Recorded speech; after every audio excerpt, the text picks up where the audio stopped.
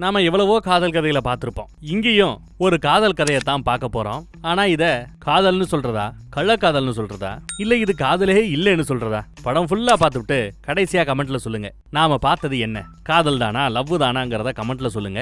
இல்ல மனசுல பறத சொல்லி திட்டுறா இருந்தாலும் திட்டலாம். அப்படி என்ன இன்டர்நேஷனல் மூவிஸ்ங்கிற இந்த சேனலை நம்ம பார்க்க போறோம்னா, மிஸ்டர் தமிழன் இன்டர்நேஷனல் மூவி சேனல்ல பார்க்க போறோம்னா, டியர் எக்ஸ்னு 2018 ரிலீஸ் ஆன ஒரு சைனீஸ் படத்தை பத்தி தான் பார்க்க போறோம். உங்களுக்கு தெரியுமா, இந்த உலகத்திலேயே முட்டாள்தனமான ஒரு மிருகம்னு சொல்றதா இருந்தா மனிதர்கள்ல அடல்ட்னு சொல்லுவோம் பாத்தீங்களா, 18 வயசை தாண்டியவங்க, அவங்கள தான் சொல்லலாமா. சும்மா வாய்க்கு வந்ததெல்லாம் குழந்தைங்க கிட்ட உண்மையை மறைக்கிறதுக்காக பேசுறது. இப்ப கூட அவங்க எல்லாம் பேசிட்டு இருக்காங்க. யாரோ கெட்டவங்க என்னோட அப்பாவை இன்சூரன்ஸ் பணத்துக்காக கொன்னுட்டதா ஊரெல்லாம் பேச்சு. ஆனா சொன்னவங்க எல்லாம் முட்டா பசங்க தான். எங்க அப்பாவுக்கு பெண்களை விட ஆண்கள் மீது தான் கொஞ்சம் ஈர்ப்பு அதிகங்கிறது எனக்கு சின்ன வயசுலயே தெரியும், அப்பவே தெரியும்னு நம்ம ஹீரோ பேசிக்கிட்டு இருக்க அவனோட ஃபேமிலி போட்டோவை காட்டுறாங்க.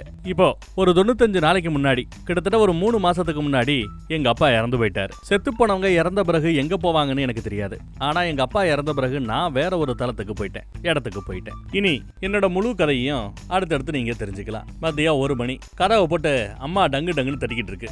ஏன் தேவையில்லாம தட்டிட்டு இருக்கிறேன்னு பையன் கேட்கறான். ஹெல்மெட்டை போட்டுட்டு ஒருத்தன் அப்பதான் உள்ள வரான். தட்டினது போதும் நிப்பாட்டுங்கிறான் ஹெல்மெட் தலையன். வீட்டை திறந்து விடுறான். இவ்வளவு நேரம் வெறுங்கிறவ தான் வெறும் வீட்டை தான் தட்டிக்கிட்டு இருக்கிறா போல. அவ என்னடா நடக்குறீங்க, என் புருஷன் இன்சூரன்ஸ் பணம் போட்டாருதான், அவருக்கு உனக்கு ஆகவே ஆகாதுல்ல, அப்புறம் எப்படி நாமினியா ஓம் பேர் அவர் கொடுத்தாரு, ஏதாவது கலந்து கொடுத்து அவரை ஏமாத்திட்டியா, அந்த பணம் என் பிள்ளையோட படிப்பு செலவுக்காக அப்படின்னு நாங்க பேசிட்டு இருந்தோம். இவன் ஹைஸ்கூல் படிப்பை முடிக்கணும், காலேஜுக்கு போகணும், அப்ராடு போய் படிக்கணும், இதுக்கெல்லாம் அந்த பணம் தேவையா இருந்தது. என் வாழ்க்கையவே சீரழிச்சேடா பாவி, அத பரவாயில்லன்னு மன்னிச்சேன். ஆனா இப்போ என் பிள்ளையோட படிப்பையும் படிப்புக்கான அந்த பணத்தையும் காலி பண்ணிறியடா பாவி அப்படின்னு திட்டிக்கிட்டே இருக்கிறா. ஆண்டி ஒண்ணு உள்ள வாங்க, இல்ல வெளியில போங்கன்னு சித்தம் போடுறான். இதோ வரண்டா ஆண்டி, நான் கூப்பிடுறேன் ஆண்டி அப்படின்னு கோவப்பட்டு உள்ள போறாங்க. இந்தாடா தம்பி பாத்தீங்கன்னு வச்சுக்கோ, கொஞ்சம் டைம் ஆகும், இவனை ஒரு வழி பண்ணிட்டு வரேன், தண்ணி குடின்னு சொல்லிவிட்டு சித்திகாரி உள்ள போறா. கதவு சாத்தப்படுது. உள்ள வந்த அந்த அம்மா செமையா திட்டிக்கிட்டு இருக்குது. 1 வாரம் டைம் தரேன். எத்தனை வாரம்? 1 வாரம். அதுக்குள்ள பணத்தெல்லாம் திருப்பி கொடுத்துரு, இல்ல மீடியாவை கூப்பிட்டு சந்தி சிரிக்க வச்சிருவேன்னு சித்திகாரி மிரட்டிட்டு போறா.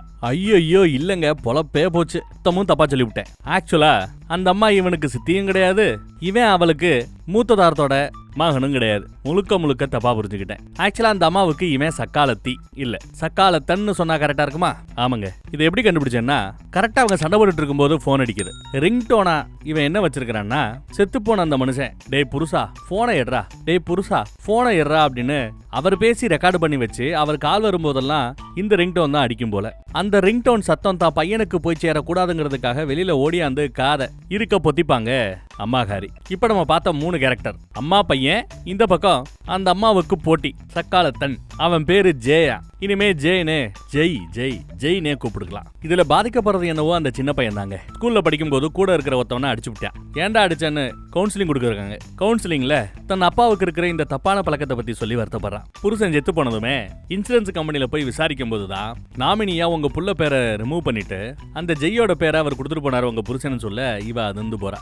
ஆபீஸ்ல கூட வேலை பார்க்கறம்மா, நான் அப்பயே சொன்னேன், உயிரோடு இருக்கும் போதே உன் புருஷன் மேல இப்படி தப்பா பண்றான், சீட்டிங் பண்றான்னு சொல்லிட்டு கேஸ கொடுத்திருந்தேன்னா அப்படின்னு பாட்டுறாங்க. கொடுத்திருந்தா என்ன இருக்கும், என் புள்ள அசிங்கப்பட்டு இருப்பான், ஏற்கனவே அவமானப்பட்டுக்கிட்டு இருக்கிறான், அதுதான் நடந்திருக்கும். எப்படி வெளியில என் புருஷனுக்கு மித்த பசங்க மேல ஒரு ஈர்ப்பு இருக்குன்னு எப்படி என்னால சொல்ல முடியும் அப்படின்னு ஒரு மாதிரியா பேசுறா. பாவம் எல்லாரும் கேட்டும் கேட்காத மாதிரி இருந்துக்கிறாங்க. கதை போற போக்க பார்த்தா முழுக்க அந்த பையனை சுத்தி தான் கதை போகும் போல தெரியுது. நம்ம படத்தோட ஹீரோவும் அந்த பையன் தான் போல தெரியுது. சாப்பிடுற இடத்துல கூட இவனுக்கு நிம்மதி இல்ல. அம்மா திட்டிகிட்டே இருப்பாங்க, என்னடா கிரேட் எடுத்து வச்சிருக்கிற, இதுக்கு தான் உன்னை படிக்க வைக்கிறதுக்காக நான் இவ்வளவு கஷ்டப்பட்டு இருக்கிறேனா, உன் வேலை படிக்கிறது மட்டும் தானே, நல்லபடியா படிச்சு தொலையேன்றா, ஏன்டா இப்படி என்ன பண்ற அப்படி இப்படின்னு சொல்லிட்டு அழுதுகிட்டே இருக்கிறாங்க. ஸ்கூலுக்கு வந்து உன் பிரின்சிபலை பார்க்க போறேன்னு சொன்னதும் வந்து தேவையில்லாம அவமானப்பட்டு போகாதீங்க அப்படின்னு சொல்றான். ஆமா, பெத்த தாய்கிட்ட இப்படியாடா பேசுவே, நீ உன்னை இப்படியாடா வளர்த்திருக்கிறேன் அப்படி இப்படின்னு பேசிட்டு இருக்கும்போதே போய் கதவை சாத்திட 3, 2, 1ன்னு சொல்லி முடிக்கல. இந்த அம்மா கண்ணீரை ஊத்துன்னு ஊத்த ஆரம்பிச்சிருச்சு. ஏமா என் ரூமுக்குள்ள வந்தியா, நான் தான் வரக்கூடாதுன்னு சொன்னேன், என்ன பிரச்சனை பண்றான். ஆமாடா, பெட்ஷீட் எல்லாம் அப்படியே போட்டு வச்சிருந்தேன், உனக்கு ரேஷஸ் வந்துடும், அரிப்பு வந்துடும், தடுப்பு வந்துடும், அதனால நான் தான் எல்லாத்தையும் எடுத்து கிளீன் பண்ணேன்றாங்க. அதெல்லாம் இருக்கட்டும், என்னோட ஐட்டத்தை ஏன் நீ எடுத்த, என் ஐட்டங்கள் சில ஐட்டத்தை காணாமே அப்படின்னு கேட்கறான். ஒருவேளை காணாம போனாலும் எல்லாத்தையும் நான் தாண்டா காசு கொடுத்து வாங்கியிருப்பேங்கிறாங்க இந்த அம்மா. என் ஐட்டத்தை காசு கொடுத்து வாங்க முடியாதுங்கிறா, அது எங்கன்னு கேட்கறான். என்னத்தரா கேட்டு தொலைறேன்னு இந்த அம்மா கத்துனா, அப்பா எழுதின லெட்டர்ஸ், அவரோட போட்டோஸ், எனக்கு அவர் கொடுத்த வாட்ச், இதெல்லாம் எங்கம்மா அப்படின்னு கேட்கறான். இதையெல்லாம் காசு கொடுத்து வாங்க முடியுமா? முடியாதுதான். அவன்லாம் ஒரு ஆளா, இன்சூரன்ஸ்ல ஒன்னு நாமினியா கூட அவன் போடல, அவன் கொடுத்த பொருட்கள் எல்லாம் உனக்கு இருக்குன்னு கேட்கறாங்க. எனக்கு வேணும்னு அடம்பிடிக்கிறான் பையன். தூக்கி எறிஞ்சிட்டேங்கிறாங்க கோவத்துல. வர நீ பண்றது எதுவுமே சரியில்லம்மா அப்படின்னு சொல்லி கிளம்புறான். மேல பால்கனில இருந்து இன்னைக்கு தாத்தாவோட அப்பாவோட பிறந்தநாள். ராத்திரி மறந்துடாத வர்றதுக்கு என்ன, சீக்கிரம் வா. எல்லா பிரச்சனைக்கும் காரணம் எங்க அப்பனோட லவ்வர் அவன் தான். ஒரு தம்மா தூண்டு டவுசரை போட்டுக்கிட்டு சின்ன பசங்க மாதிரி இப்பயும் சுத்தி திரியிறான் பாத்தீங்களா, இவன் தான். கேள்விப்பட்டேன் எங்கேயோ ஒரு சின்ன தியேட்டர்ல சின்ன நடிகனா நடிச்சிட்டு இருக்கிறான். நம்ம அதான் பொழப்பான். என்னத்தை கண்டு மயங்கி எங்க அப்பா மொத்தத்தையும் தன்னோட இன்சூரன்ஸ் பணம் முழுக்க அவன் பேர்ல எழுதி வச்சாருன்னு தெரியல என்ன புலம்பிட்டு பேசிட்டு இருக்கிறான். வாய்ஸ் ஓவர்ல தான் இதெல்லாம் வந்துகிட்டு இருக்கிறோம். இந்த ஜெய்க்கு அந்த மனுஷன் செத்து போன மேட்ரு எப்ப தெரியும் தெரியுமா?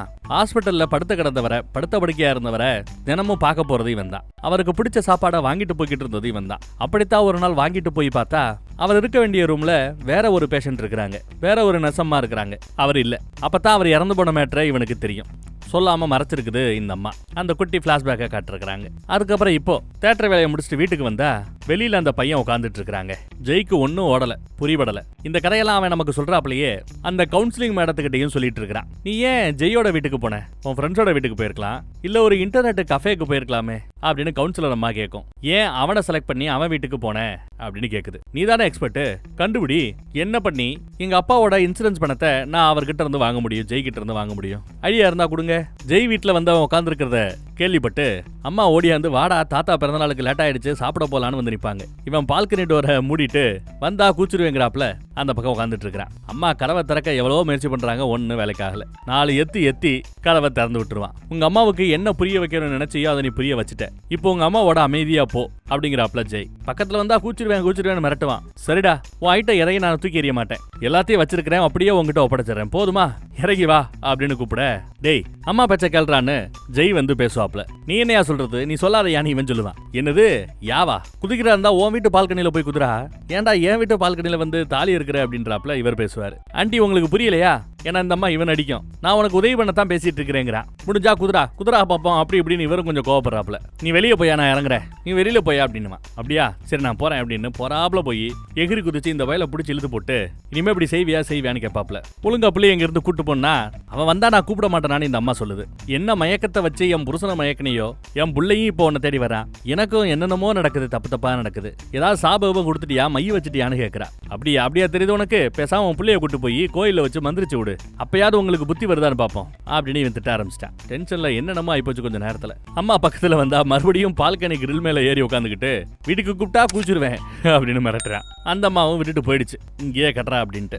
இப்போ இந்த பொடியனை கூட்டிட்டு அங்கேயும் சுத்தி திரியிறது நம்ம ஜெய் தான். தியேட்டர்ல டிக்கெட்டே மூவ் ஆக மாட்டேங்கிறான். வேலை பார்க்குற சேல்ஸ் பொண்ணுகிட்ட ஃப்ரீயா இருந்தா தியேட்டருக்கு வந்து படம் பார்க்கறது, எங்க நடிப்பை பார்க்கறது பார்த்தா எனக்கு ஒன்றும் புரியாது, நான் வேற மொழி பேசுறேங்குது அந்த பொண்ணு. சரி அப்ப என் டிக்கெட்டையாவது வித்து கொடு, கமிஷன் வாங்கிக்கன்னு பேசிட்டு இறங்குறான். இந்தாடா தண்ணி குடிக்கன்னு கேட்டா தவிக்கலங்கிறான். தவிக்குதோ இல்லையோ கையிலையாவது பிடிச்சிக்கன்னு சொல்லிட்டு கொடுக்குறாப்ல. முழுங்கா வீட்டுக்கு போடான்னா போக மாட்டேங்கிறான். செத்து போனேன் அந்த மனுஷன் பேசின அந்த டயலாக தான் இவர் இப்போ எல்லாரும் கால் பண்ணாலும் கேட்கிறாப்ல ரிங்டோனா செட் பண்ணி வச்சிருக்கான். ஏன்னா அவரோட அந்த சத்தம் கேட்கணுமேங்கிறதுக்காக அவ்வளோ மிஸ் பண்றான் போல. இப்போ கூட ஃபோன் கால் வருது, புருஷா போனை எடுன்னு. பையன் அதை கேட்டு ஃபீல் பண்ணுவான். அதனால இவர் டப்புனு போன் எடுத்துட்டு தள்ளி போய் நின்று பேசுறாரு. போன்ல அந்த பக்கம் இன்சூரன்ஸ் ஏஜென்ட்டா யாரும் பேசுறாங்கன்னு தெரியல. இன்சூரன்ஸ் வாங்கிக்கங்க வச்சுக்கங்கன்னு எதையோ செல் பண்ண பாக்குறாங்க. இவர் எம்மா நான் இன்சூரன்ஸ் எல்லாம் போடலாமா வைமா அப்படின்னு போனை கட் பண்ண பார்த்தார். போன தடவை சித்தி சண்டை போடும்போது கூட, சித்தினே சொல்றேன், அந்த அம்மா சண்டை போடும்போது கூட என் பையன் பேரு நாமினில இல்ல, ஓன் பேரை போட்டிருக்கிறாருன்னு அப்படி இப்படின்னு புலம்பிட்டு போச்சு. ஆனா இவன் அதை நம்பல. ஏன்னா அவனுக்கு இன்சூரன்ஸ் கம்பெனில இருந்து போன் காலே வரல. இப்பதான் போன் கால் வருது, நீங்க தான் பெனிஃபிஷரி, உங்களுக்கு பணம் கிடைக்க போகுதுன்னு. இப்பதான் அதை உண்மையிலேயே அவன் நம்புறான். கேட்டு அப்படியே அதிர்ந்து போறான். அப்ப அந்த அம்மா சொன்னது நிஜம்தானா, இப்பதான் இவனுக்கு தெரியுதாங்கிறத பொடியே நோட் பண்றாங்க. அப்ப எங்க அப்பாவை வற்புறுத்தி எழுத வச்சிருந்தா இவனுக்கு தெரிஞ்சிருக்கும். இல்ல மயக்கி எழுத வச்சிருந்தாலும் இவன் எதிர்பார்த்திருப்பான். இந்த ஷாக் வந்திருக்காரு. இப்படி இவன் ஷாக்கா இருக்கிறான்னா இவன் ஒரு கால் நல்லவனா இருப்பானோ, விருப்பப்பட்டுதான் அப்பா எல்லாத்தையும் இவனுக்கு எழுதி வச்சிருக்கிறாப்லையோ இன்சூரன்ஸ் பணத்தை அப்படின்னு நினைக்கிறான். சாப்பிட கொடுத்தா எதுவும் வாங்க மாட்டான், சாப்பிட மாட்டான். புடிச்சா தின்னு தூக்கி போட்டு இவரு தியேட்டர் வேலையா பார்க்க ஆரம்பிச்சிட்டார். பையன் மனசுல இன்னும் சில கேள்விகள் உண்டு. அப்பா இறந்த மேட்டரை கேள்விப்பட்டு இவன் அழுகவே இல்லையா ஜெய். அப்ப வருத்தம் இல்லைன்னு தானே அர்த்தம், அப்ப கெட்டவன் தானே அர்த்தம். இப்படி எல்லாம் அவனுக்குள்ள தோணுது. ஜெய்யோட பைய எடுத்து ஃபுல்லா கொட்டி பார்ப்பான். அதே சமயம் போன் கால் வரும். இவங்க அப்பா வாய்ஸ் கேட்கும், புதுசா போனை எடுன்ட்டு. இவன் பெருசா கண்டுக்கல, போன் எடுக்கல. தியேட்டர்ல 17 வருஷத்துக்கு முன்னாடி பயங்கர ஹிட்டான ஒரு நாடகத்தை இப்போ இவங்க மறுபடியும் கொண்டு வரணும்னு பாக்குறாங்க. அதை பத்தி எல்லாம் பையன் கிட்ட சொல்றாங்க. இவங்க நடிக்க பிராக்டிஸ் பண்ணிட்டு இருக்காங்கல்ல, அதை நம்ம பையன் வீடியோ எடுத்துக்கிறான், போட்டோ கூட எடுத்துக்கிறான். இங்க குண்டா ஒரு அம்மா நடிச்சிட்டு இருக்கோம். அதுக்கு இன்னும் பேமெண்ட் தரல போல. பேமெண்ட் தரல, நாளைக்கு வரமாட்டேன்னு சொன்னதும் இவன் என்ன கூத்து பண்றான்னு பாருங்க. சத்தியம் பண்றேன், உனக்கு தர வேண்டிய பணத்தை நான் தரேன், பணத்துக்காகவே அலையாதீங்கடி அப்படின்னு திட்டுறான். இந்த நாடக மேடைக்காக நாம என்ன வேணாலும் செய்யலாம், லவ் தான் எல்லாம், லவ் தான் எல்லாம் அப்படின்னு புலம்பிட்டு போறான். பின்னாடி அந்த பொடியனும் ஓடுறாரு. இவன் கெட்டவனா இருப்பானோ யோசிச்சுட்டே இருப்பான். ஆனா குடிக்க சாப்பாடு, குடிக்க தண்ணி எல்லாமே நல்லபடியா வாங்கி கொடுக்குறான். உன் ஓட்ட வண்டியை வித்துட்டு எங்க அப்பா பணம் தான் உனக்கு வந்துருச்சுல்ல, பிடிச்ச மாதிரி ஒரு நல்ல பைக்கோ காரோ வாங்க வேண்டியதானு பையன் சொல்லுவான். அப்பயும் இந்த மனுஷன் கேட்க மாட்டாப்ல, கண்டுக்க மாட்டாப்ல. வீட்டுக்கு வந்தா வாசல்ல அந்த அம்மா ஆல்ரெடி வந்து உட்காந்துருக்கா. ஒரு பையோட வந்திருக்கிறா. வேற கூப்பிட்டு போக வந்திருக்கிறியா, கூட்டு போ அப்படின்னு சொல்லுவான். போது நிறுத்துப்பா, வீட்டுக்கு போப்பா இப்படிலாம் சொல்லி பாக்குறாரு. ஆனா அவன் கேட்கல. வரமாட்டேல, இந்தா உன் துணிமணி, உன் ஸ்கூல் யூனிஃபார்ம் எல்லாம் அதுல இருக்கு, எல்லாத்தையும் எடுத்துக்க அப்படின்னு வீசி எரிஞ்சிட்டு இந்த அம்மா கிளம்புது. இவெல்லாம் ஒரு ஆளா? உங்க அப்பா மனத்தை ஆட்டையப்பட்டவன், நம்ம விரோதி. ஆனா அவன் வீட்டுல போய் தங்குற, என்னதான்டா பண்ற நீ? என்ன ஏன்டா எதிரி மாதிரி பாக்குற? என்ன விருப்பத்தை தானே இதெல்லாம் பண்ற? உனக்காக எவ்வளவு பண்ணிருப்பேன் அப்படின்னு இந்த அம்மா பேசுனா, நான் ஒண்ணு எனக்காக ஒண்ணு இதெல்லாம் பண்ண சொல்லலையே அப்படின்னு அவன் ஏத்து பேசுறான். சர்ரா வாடா வீட்டுக்குன்னு கூப்பிட்டா வர முடியாதுங்கிறான். உங்க ஆண்டி வீட்லயாவது போய் தங்கடா விடுறேன் அப்படின்னு சொன்னா அதுக்கும் முடியாதுங்கிறான். ஆனா இவன் கூட உன்னால தங்க முடியாதுடா, இவன் வேற மாதிரிடா அப்படின்னு அந்த அம்மா சொல்லி பார்க்கும். இவர் கூட தான் தங்குவேன், பிடிக்கலன்னா செத்துரு வேணும் மிரட்டுறான். உனக்கு முன்னாடி நான் செத்துரு வேணும் அம்மா சொல்லும். எப்பா சாகரா இருந்தா உங்க வீட்டுல போய் சாங்கப்பான்னு நம்ம ஜெய் சொல்லுவாப்ல. கையில கத்தியோட கேடயத்தோட நிக்கிறாப்ல.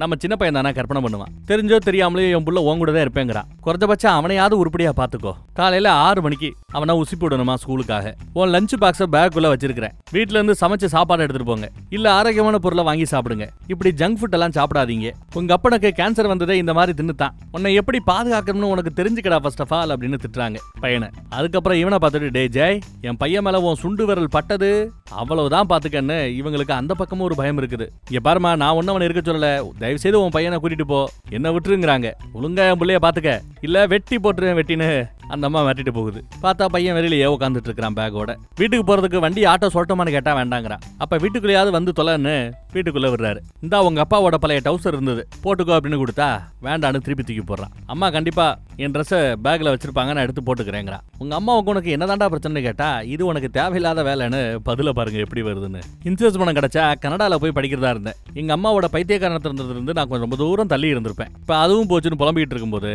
பையனை பிடிச்சி கழுத்தை நெரிக்கிறார். பிடிச்ச ஒரு பிடிச்சி தூக்கி, உங்க அம்மாவை பத்தி இன்னொரு தடவை தப்பா ஏதாவது பேசுன ஒரே எத்து பாத்துக்கன்னு மிரட்டுறாரு நம்ம ஜெய். எங்க அம்மா மேல உனக்கு அவ்வளவு அக்கறையா, அப்புறம் எதுக்கு எங்க அப்பாவை இழுத்த நீ அப்படின்னு கேட்கறான். இவர் ஒரு செகண்ட் ஆடி போறாப்ல. அப்புறம் சுதாரிச்சுட்டு, இங்க பார், உங்க அப்பா செத்து போயிட்டாரு, என்ன வந்து சித்தின்னு கூப்பிடு, இல்ல சித்தப்பான்னு கூப்பிடு, ஸ்டெப் ஃபாதர்னு கூப்பிடு, இல்ல ஸ்டெப் மதர்னு கூப்பிடு, எது எப்படியோ வயசுல உன்னோட மூத்தவன், அதுக்காவது மரியாதை குடுறா அப்படின்னு சொல்றாப்ல. ஆமா, உங்க உறவு எங்க இருந்து ஆரம்பிச்சது, யார் ஆரம்பிச்சா, நீயா எங்க அப்பனா அப்படின்னு கேட்க, அதெல்லாம் தெரிஞ்சுக்கிற வயசு உனக்கு இல்லங்கிறாங்க, கண்டிப்பா நீயா தான் ஆரம்பிச்சிருக்கணும் அப்படின்னு பையன் சொல்லுவான். அது எப்படா உனக்கு தெரியும் அப்படின்னு கேட்டா, என் குடும்பத்தையே அழிச்சவ நீ அப்படிங்கிறாப்ல. கிட்டார் வாசிக்க தெரியுமா, உங்க அப்பா தான் கிட்டார் வாசிப்பது எப்படின்னு எனக்கு சொல்லி கொடுத்தார் அப்படின்னு சொல்லி கிட்டாரை வாசிக்க ஆரம்பிக்கிறான். இந்த சாங்க கூட உங்க அப்பா தான் எழுதுனா தெரியுமா அப்படின்னு சொல்லி பாட்டையும் பாட ஆரம்பிக்கிறார். பார்த்தா ஒரு கை சிகரெட்டை பத்த வைக்கும். யாரு, செத்து போன அந்த அப்பன் தான். சின்ன பிளாஷ்பேக். இப்படித்தான் இவங்களோட பழக்க ஆரம்பிச்சிருக்கும். காதலோட வாசிக்கணும்னு அவர் சொல்லி கொடுக்க ஆரம்பிச்சிருக்கிறார். இவனும் காதலோட கத்துக்க ஆரம்பிச்சிருக்கிறார். எங்க அம்மா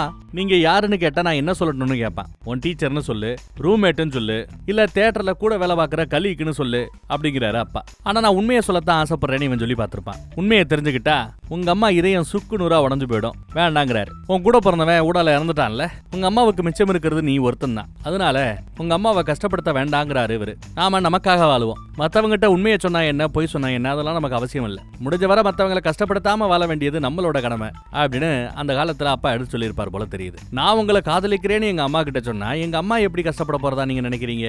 எனக்கு ஒன்னும் புரியல, என்ன சின்ன வயசுல அரியா வயசுல அப்படி பேசிட்டு இருக்கிறான். எனக்கு தெரிந்தா டேய், கண்டிப்பா அவங்க வருத்தப்படுவாங்கன்னு அப்பா சொல்லுவார். பாசத்தோட நெத்திய தடவி விட்டுட்டு பாட்டு பாட ஆரம்பிச்சிட்டாங்க. பசிக்குதா, சமைக்கட்டுமான்னு கேட்கிறாரு. எனக்கு மட்டன் வேணும்னு இவன் கேட்பான். ஒன்னும் பிரச்சனை இல்ல, மட்டனே பண்றேங்கிற அவர் கிளம்புறாரு. இப்படியெல்லாம் பாசமா ஒரு காலத்துல அவங்க இருந்திருக்காங்க. யாரு, நம்ம ஜெய்யும் இந்த பொடியனோட அப்பனும். அடுத்த நாள் காலையில பையன் தான் முதல் எந்திரிப்பான். ஜெய் நல்லா படுத்து தூங்கிட்டு இருப்பாப்ல. மறுபடியும் கிட்டியா ஒரு பிளாஷ்பேக். இல்ல, பிளாஷ்பேக்கு முன்னாடி படுத்திருக்கிறான். ஆனா குளுக்கோஸ் ஏத்துறாப்ல ஏதோ ஒண்ணு போட்டு ஏத்திட்டு இருக்கிறாங்களே, இவன் நல்லவனா இருப்பானா கெட்டவனா இருப்பானா? அந்த பையன் மாதிரியே நமக்கும் சந்தேகம். இதுக்கப்புறம் தான் பிளாஷ்பேக். பிளாஷ்பேக்ல இவங்க அப்பாவை உட்கார வச்சு காலை கடனை முடிச்சு அவரை குளிப்பாட்டி இப்படி நல்ல விதமா பாத்துக்கிட்டது நம்ம பையன் அஜய் தான். கேன்சர் வியாதி இல்லையா, முடியெல்லாம் நிறைய கொட்டும். அப்படித்தான் இப்பயும் கொட்டி இருக்கு. பெருசா அவரால் அசைய முடியல. இவன் தான் தூக்கி தூக்கி ஒவ்வொரு இடத்துலயும் உட்கார வைக்கிறான். பேசாம மொட்டை எடுத்துரு, எங்களுக்காவது வேலை மிச்சப்படும் அப்படின்னு சொல்லிட்டு எல்லாத்தையும் கிளீன் பண்றான். மொட்டை வேண்டாம், மொத்தமா உசுர விட்டுட்டுமா அப்படின்னு கேட்க ஜெய்க்கு கோவம் வரும். மறுபடியும் தூக்கி அவரை கொண்டு போய் உட்கார வச்சு கண்ணாடி முன்னாடி வச்சு கத்தி எடுத்து சொல்லு, சாகணும்னா சாகடிச்சிடுறேன் சொல்லு அப்படின்னு கேட்பான். கண்ணாடியை பாருன்னு சொல்லிட்டு தாமுடிய தானே வெட்டிக்கிறாரு நம்ம ஜெய். வேண்டாம்னு தடுக்க பார்த்தாலும் கேட்க மாட்டேங்கிறான். இதெல்லாம் வெறும் முடி மசருக்கு சமம், அவ்வளவுதான். இதெல்லாம் முடி கொட்டும்னு வருத்தப்படுற, இந்தா போதுமா, நான் நல்லா இருக்கேன், முடியெல்லாம் வெட்டிக்கிறேன்னு வெட்டி தள்ளுறான். வேண்டாம்னு அவர் கத்திக்கிட்டு இருப்பார். இப்ப பாரு, முடியும் ஏன் முடியும் பாக்குறதுக்கு ஒரே மாதிரி ஆயிடுச்சு. என்ன பெருசா ஆயிடுச்சு, நான் ஒன்னும் சாகணும்னு ஆசைப்படலையே அப்படின்னு சொல்லி சாவை கண்டு பயப்படுற அவரை கட்டி பிடிச்சு இவனும் அழுகுறாங்க. உசுருக்கு உசுராதான் நேசிச்சு இருந்திருப்பான் போல தெரியுது. காலிமல் அடிக்குது. இவனை எந்திரிச்சு திறந்து வர்றான். பார்த்தா அந்த அம்மா, உன் புள்ளதான் ஸ்கூலுக்கு போயிட்டானே, அப்புறம் என்ன அப்படின்னு கேட்டா தெரியும், அவனை ஃபாலோ பண்ணி காலையில நான் போயிட்டு தான் வரேன்னு இந்த அம்மா சொல்லுது. 1 மணி நேரம் லேட்டா ஸ்கூலுக்கு போறான், சீக்கிரமே அவனை உசிப்பு விடு. பொதுவா அவனை நான் உசிப்பு விடுறதுக்கு 1/2 மணி நேரம் ஆகும் தெரியுமா அப்படிங்குது இந்த அம்மா. ஆமா, என் புள்ள எங்க படுத்தான் அப்படின்னு இந்த அம்மா கேக்குது. சோஃபால தான் சொன்னா.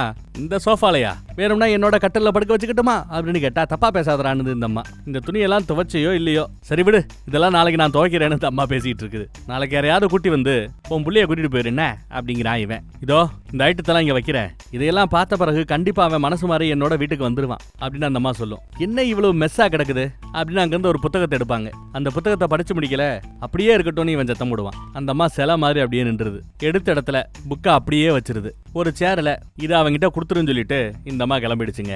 அப்புறம் அவனோட நோட் புக்கு, அவனுக்கு ஸ்கின் ப்ராப்ளம் இருக்கு, ரேஷஸ் வரும் சம்டைம்ஸ், அதுக்கு மருந்து இருக்கு, இப்படி நல்லா தடை விடணும் என்ன அப்படின்னு சொல்றா. பாரு, என்னதான் உன்னை நாமினியா அவர் போட்டிருந்தாலும் டெத் சர்டிபிகேட் இல்லாம, ஹவுஸ் ஹோல்டு கேன்சலேஷன் சர்டிபிகேட் இல்லாம உன்னால அந்த பணத்தை எடுக்க முடியாது தெரியுமா. நான் விசாரிச்சுட்டேன், அந்த பணம் உனக்கு கிடைக்காது. பாத்திரத்துக்கு லைட்டா மிரட்டுது. ஆமா, கிச்சன் எந்த பக்கம் இருக்கு அப்படின்னு கேக்குறாங்க. இவ விட மாட்டேங்கிறேன். கிச்சன் பக்கம்லாம் வேண்டாம், நீ இடத்த காலி பண்ணுங்கிறான். சரி, கிச்சனுக்குள்ள விட மாட்டேங்கிறான். இந்த சூப் இருக்கு, சாப்பாடு இருக்கு, சாலட் இருக்கு, எல்லாம் ரெடி பண்ணிட்டேன். என் புள்ள வந்தானா இதையெல்லாம் சூடு பண்ணி மட்டும் கொடு போதும் அப்படின்னு எல்லாத்தையும் எடுத்து வைக்கிறாங்க. யாருக்கு நேரம் இருக்கு, அவன் வந்தா நீயே சூடு பண்ணி கொடுன்னு ஜெய் சொன்னா, நான் சமைச்சேன்னு சொன்னா அவன் சாப்பிடவே மாட்டான், நீ சமைச்சதா சொல்லு என்ன அப்படின்னு அந்த அம்மா சொல்லும். பாரு, இன்சூரன்ஸ் கிடைக்கணும்னா நாம ஒன்னா செயல்படணும் அப்படின்னு சொல்லும் போதே வெளியில தள்ளி கதவை சாத்திடுறான். இந்த பக்கம் தெரபிஸ்ட் கிட்ட வாரம் இவன் போய் மனசுல இருக்கிற பாரத்தெல்லாம் கொட்டுறது வழக்கம். அப்படித்தான் ஒட்டுமொத்த கதையும் இவன் நமக்கு சொல்லிக்கிட்டு இருக்கிறான். பஸ்ல யாரு என்ன இருக்காங்கலாம் பார்க்காம காட்டுத்தனமா பிடிச்ச மாதிரி பாடுறது நம்ம ஜெய்யோட பழக்கம். பிடிச்ச மாதிரி வீட்டுல இருக்கிறது அவனோட பழக்கம். இவங்க அம்மா கொடுத்துருப்பாங்கல்ல இந்த ரேசஸுக்கு போடுற மருந்து, அதை கொடுத்தது உடம்பு முழுக்க இவனும் போட்டுக்கிறான். உங்க அப்பாவோட கிஃப்ட், உங்க அம்மா தூக்கி போட்ட அந்த பொருள் எல்லாம் வந்துருச்சுல்ல அப்படின்னு சொன்னதும் அதெல்லாம் என்கிட்ட கொடுன்னு பிடிங்கி வச்சுக்கிறான். இவங்க கூட பேசி பழகணும்னு விரும்புறாரு ஜெய். பழச நினைச்சு பாக்குறாரு. இங்க பிளாஷ்பேக் எல்லாம் ஒரு ஆர்டர்ல வராம இஷ்டத்துக்கு வர்றது கதையை குழப்பம். ஆனா ஓரளவு தாண்டி வரும்போது ஓரளவு உங்களால புரிஞ்சுக்க முடியும். அப்படித்தான் இப்பயும் வர்ற பிளாஷ்பேக். ஒரு கிளப்ல இருந்து இவன் வெளியில வருவான், சரக்கு அடிச்சுட்டு, வாழ்வே மாயம் இந்த வாழ்வே மாயம் அப்படின்ட்டு பாட்டு பாடிட்டே என்கிட்ட வருவான். ஏன்னா பிரேக்கப் பண்ணிட்டு அப்பாரு போயிருப்பாப்ல. இப்ப திரும்பி வந்திருக்கிறார். தான் சாக போறேன்னு தெரிஞ்சதும் இனி உண்மையா உலகத்துக்கு இருக்க போறேன், உனக்கு இருக்க போறேன்னு சொல்லிட்டு திரும்பி வந்திருப்பான். வந்ததும் நம்ம ஜெய் குத்துவாரு பாருங்க, மூஞ்சில ஒரு குத்து. அவ்வளவு கோவம், ஏன்னா இவ்வளவு நாளா பிரேக்கப் பண்ணிருந்ததுனால குத்தி விட்டு ஏத்துக்கிறார். தான் ரூம்லயே தாங்குடையே தங்கவும் வச்சுக்கிறார். அந்த நாள் இருந்துதான் தான் யாருங்கிறத உலகத்துக்கு வெளிப்படையா சொல்ல ஆரம்பிச்சாரு எங்க அப்பான்னு பையன் எடுத்து சொல்லிட்டு இருக்கிறான். பையன் சோஃபாலேயே தங்கிட்டான். இவனுக்குன்னு ஒரு பெட்ஷீட்டை போட்டு ஒரு கூடார மாதிரி ரெடி பண்ணிக்கிறான். ஏன்னா வீடு முழுக்க பயங்கர அழுக்கா நாஸ்தியா கிடக்குதான். செட் பண்ணி வச்சிருப்பான். இதையெல்லாம் பார்த்துட்டு பையனுக்கு இங்க இருக்கிறதுக்கு விருப்பம். ஆனா இங்க இருக்கிற சூழல் அவனோட உடம்புக்கு செட் ஆகல. அவனுக்கு டஸ்ட் மைட்னா அலர்ஜி. வீட்டை சுத்தபத்தமா வச்சுக்கணும்னு சொல்லிட்டு வீட்டையே மொத்த ஐட்டத்தை எடுத்து வெளியில தள்ளி ஒவ்வொன்னா கிளீன் பண்ணி ரெடி பண்ணி மொட்டை மாடியில போய் தட்டுன்னு போர்வைய மெத்தைய தட்டி சூப்பரா ரெடி பண்றா. அடுத்து பாத்ரூம் பக்கம் போய் கழுவிக்கிட்டு இருக்கும் போதே, எப்பா இங்க பாருமா, ஒழுங்கா வெளியில போ, இல்ல நான் ட்ரெஸ்ஸை கழட்டிடுவேன், குளிக்க போறேன் அப்படி இப்படின்னு மிரட்டி பாத்ரூம்ல வந்து வெளியில தள்ளிடுறான். அந்தம்மா கிச்சன் பக்கம் போகணும்னு சொல்லுவாங்க பாருங்க, ஆளை விடுதாயி, ஓடு இல்ல டவுசரையும் கழட்டிடுவேன், ஓடுன்னு டவுசரை கழட்டிட்டு வெட்டிக்கிட்டே வருவான். கரெக்டா வெளியில வந்து பார்த்தா ஜெய்யோட அம்மா உட்காந்துட்டு இருக்காங்க. புள்ள ஒரு பொம்பளை புள்ள பின்னாடி இப்படி ஜட்டியோட ஓரத பார்த்தா அவங்களுக்கு என்ன தோணும்? இருந்தாலும் எதுவும் திட்டல வைக்கல. நம்ம அம்மா கூடயே அந்த அம்மா உட்காந்து பஸ்ல வந்துகிட்டு இருக்குது. யாரம்மா, என்னம்மா, பேரனம்மா, ஊரனம்மா எல்லாம் விசாரிக்குது. நான் ஒன்னும் உங்க பையனோட கேர்ள் ஃப்ரெண்ட் இல்லைன்னு சொல்லி பார்ப்பாங்க. தெரியும் இந்த காலத்துல என்ன கேர்ள் ஃப்ரெண்டு பாய் ஃப்ரெண்ட் எல்லாம். நம்ம ஊர்ல எல்லாம் பையன் ஒரு பொண்ணை லவ் பண்ணா, பொண்ணு ஒரு பையனை லவ் பண்ணா என்ன ஜாதி என்ன மதம் பொருளாதார ஏற்றத்தாழ்வுகள் எல்லாம் நம்ம பாக்குறதே கிடையாது. என் பையன் ஒரு பொண்ணை லவ் பண்ணா போதும், ஏன்னா காலம் கெட்டு கிடக்குது. பையனை லவ் பண்றான், பொண்ணை லவ் பண்றா. இந்த காலத்துல எப்ப இருந்தாலும் சரி ஒரு பொண்ணை என் பையன் லவ் பண்ணா அது எனக்கு சந்தோஷங்கிறாப்ல இந்த அம்மா பேசுது. சொல்ல வந்த மேட்டரையே அவங்க சொல்லாம விட்டுட்டாங்க. ஸ்கூல்ல பார்த்தா நம்ம புள்ளையாண்டா 10ஆம் தேதி ஏதோ ஒரு நாடகம் நடத்த போறாரு இல்லையா ஜெய், அந்த நாடகத்துக்கு டிக்கெட்டை விற்கிறதுக்காக இங்க இருக்கிற கிளாஸ்ல இருக்கிற எல்லார்கிட்டயும் மார்க்கெட்டிங் பண்ணிட்டு இருக்கான். ஒரு 5-6 பேர்ட்ட எப்படியோ டிக்கெட்டை வித்துட்டாங்க. அப்போ ஜெய் மேல ஒரு நல்ல அபிப்பிராயம் இந்த பயலுக்கு வந்திருக்குன்னு அர்த்தம் இல்லையா. நாடகத்துக்காக இங்க பிராக்டிஸ் பண்ணிக்கிட்டு இருப்பாங்க. அங்க அம்மா பஜார்ல தான் பூக்கடைக்காரி தான், நான் பூ வேலை வைத்துக்கிட்டு இருப்பேன், எப்போ வேணாலும் என்ன வந்து பார்க்கலாம் வைக்கலாம்னு எல்லா டீட்டெயிலும் சொல்லியிருப்பாங்க. நம்பர் கொடுத்துருப்பாங்க, விசிட்டிங் கார்டு கொடுத்துருப்பாங்க. அதை எடுத்துட்டு இங்க டிராமா நடக்கிற தேட்டருக்கு வந்து நீ யாரு என்னங்கிற மேட்டரை உங்க அம்மாவுக்கு சொல்லாம மறைச்சிருக்கிற, மொத்தத்தையும் சொல்லிடுவேன் உங்க அம்மா கிட்ட, ஒழுங்கா இன்சூரன்ஸ் மணியை என்கிட்ட கொடுக்குற வழியை பாரு அப்படின்னு மிரட்டிட்டு போறாங்க. திரும்பி பார்த்தா பையன் பின்னாடி நிப்பான். தான் அம்மா பணத்துக்காக இப்படி இருக்காங்களே, இப்படி அலையிறாங்களே, ஏமா பணத்துக்காக அலையிறான்னு கேட்டா, ஆமாடா பணத்துக்காக தாண்டா அலையிறேன்னு கோவத்துல சொல்லுவாங்க. போயும் உனக்கு பிள்ளையா பிறந்தனேங்கிறாப்புல சொல்லணும்.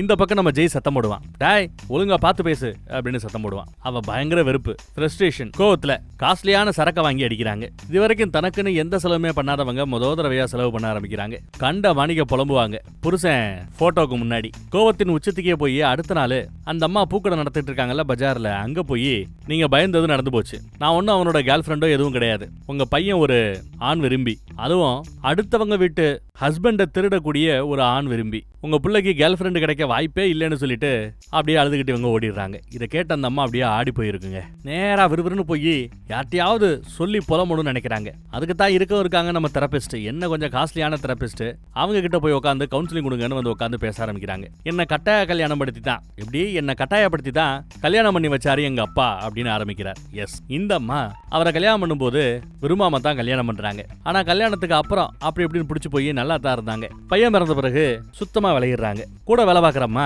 உன் புருஷன் இப்போ உங்க தங்குறது இல்லையாமே, வேற எங்கேயோ தங்கிக்கிட்டு இருக்கிறாமே, ஏன் என்ன பிரச்சனை, கடைசியா நீங்க எப்ப சந்தோஷமா இருந்தீங்க, இப்படி எல்லாம் கேட்க ஆரம்பிக்க பல வருஷம் ஆச்சுன்னு சொல்லுது இந்த அம்மா. புள்ளையே வளர்ந்துட்டான், ஆளாயிட்டான், இதுக்கப்புறம் என்னங்கிற மாதிரி சொல்லுதீங்க. பாருடி, பிடிக்குதோ இல்லையோ, உனக்கு விருப்பம் இருக்கோ இல்லையோ, பசங்க எதிர்பார்ப்பாங்க, நல்லபடியா புரிஞ்சு நடந்துக்க பாரு, இல்லைன்னா விவாகரத்து வரைக்கும் போயிடும் பாத்துக்கோன்னு ஒரு வாணிங்க போட விறுவிறுன்னு இந்த அம்மா வீட்டுக்கு வந்து அவரை குஷிப்படுத்த பாக்குறாங்க.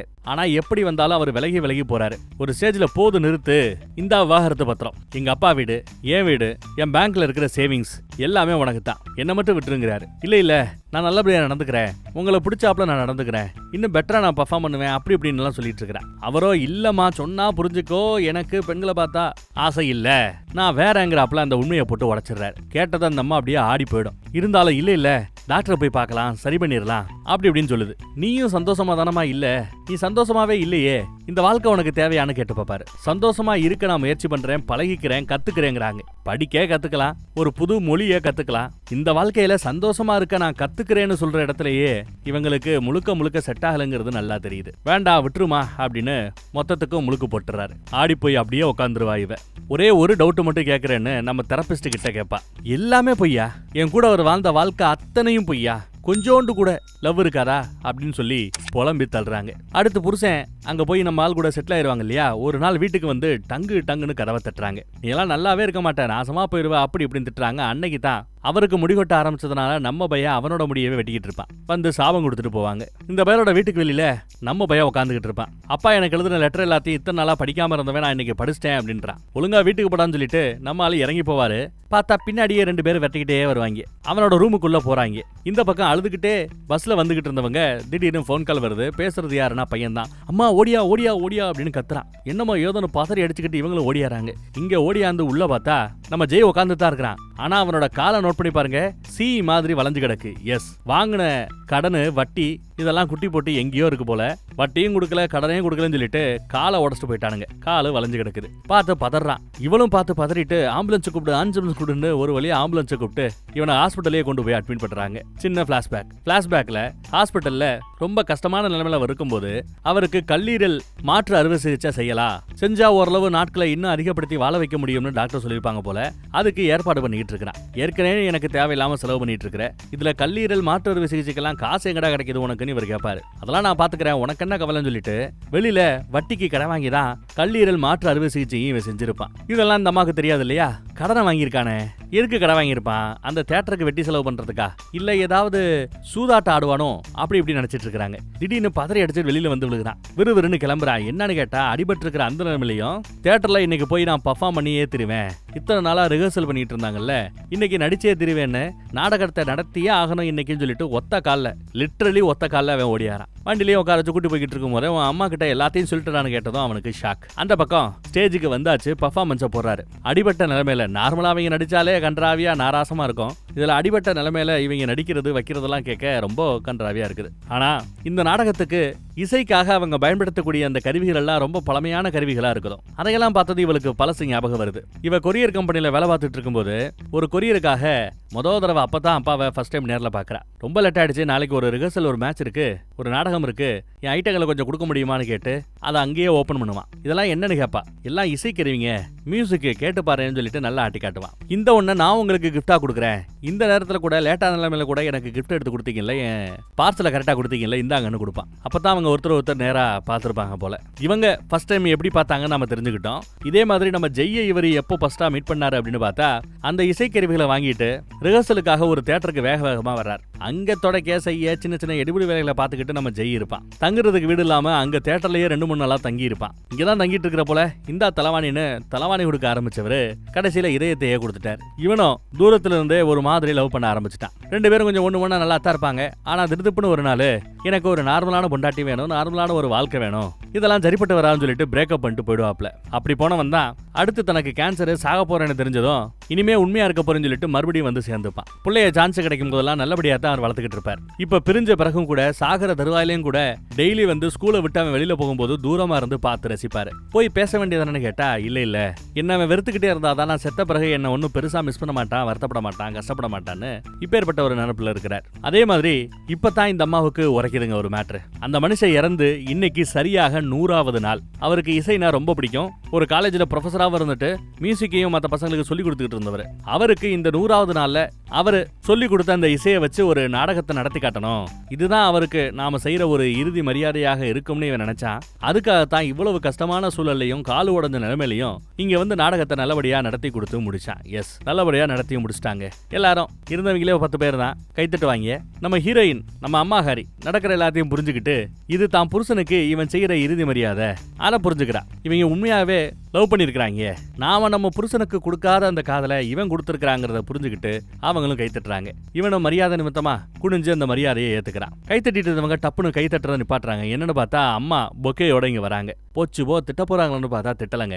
தான் பையன் எப்பேற்பட்டவனா இருந்தாலும் எந்த விதத்துல இருந்தாலும் தான் பையன் தான், என் செல்லம்டா நீன்னு கட்டி பிடிச்சுக்கிறாங்க. அதுலயும் நம்ம பயலுக்கு சந்தோஷம். அடுத்து பார்த்தா தெரபிஸ்டுக்கு ஒரு லெட்டரை நம்ம பையன் எழுதியிருக்கிறான். எங்க அம்மா அடிக்கடி சொல்லுவா, டாக்டர்ஸ் எல்லாம் நம்ப கூடாது, காசை பிடுங்குவாங்க, குறிப்பா தெரபிஸ்ட நம்பவே கூடாதுன்னு. சொன்னது சரியா போச்சு. ரொம்ப காஸ்ட்லியான உங்களுக்கு இவ்வளவு காசு கொடுத்து ஒரு பிரயோஜனம் இல்ல, இனிமே நான் வரமாட்டேன்னு எழுதியிருக்கிறான். எங்க அம்மா கூட நான் ஒன்னும் கம்ப்ளீட்டா சமரசம் போகல. ஃபர்ஸ்ட் எல்லாம் தினமும் சண்டை நடக்கும், இப்போ வாரத்துக்கு ஒரு தடவை சண்டை நடந்துச்சு.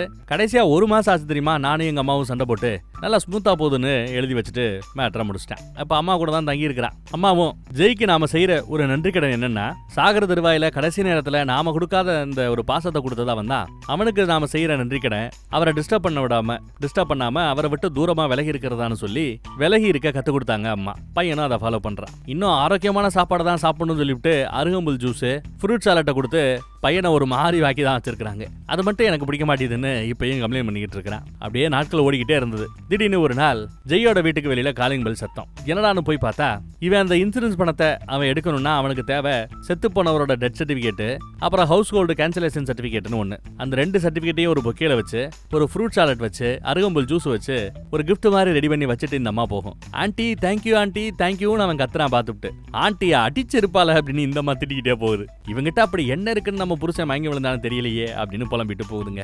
எஸ், ஃபைனலா தான் புருஷனுக்காக செலவு பண்ணி இருக்கிறாரு அவரு. கல்லீரல் மாற்று அறுவை சிகிச்சைக்காக, மருத்துவ செலவுக்காக. அது முழுக்க கடன். அந்த கடனை இவன் அடைக்க கஷ்டப்படுவான்னு தெரிஞ்சுதான் கடைசி நிமிஷத்துல நாமினி பேரை மாத்தி அந்த மனுஷன் இறந்து போயிட்டார். அந்த இன்சூரன்ஸ் பணத்தை வச்சு இவன் கடனை கட்டி ஒரு வாழ்க்கை வாழட்டுமே அப்படின்னு நினைச்சிருக்கிறார். அவர் நினப்பும் சரிதானே. அதை புரிஞ்சுக்கிட்டு தான் இவங்க அந்த டாக்குமெண்ட்டை கொடுத்துட்டு இப்போ போறாங்க. ஸோ இவங்க மேட்டர் பஞ்சாயத்தெல்லாம் நல்லபடியா முடிஞ்சிருச்சா.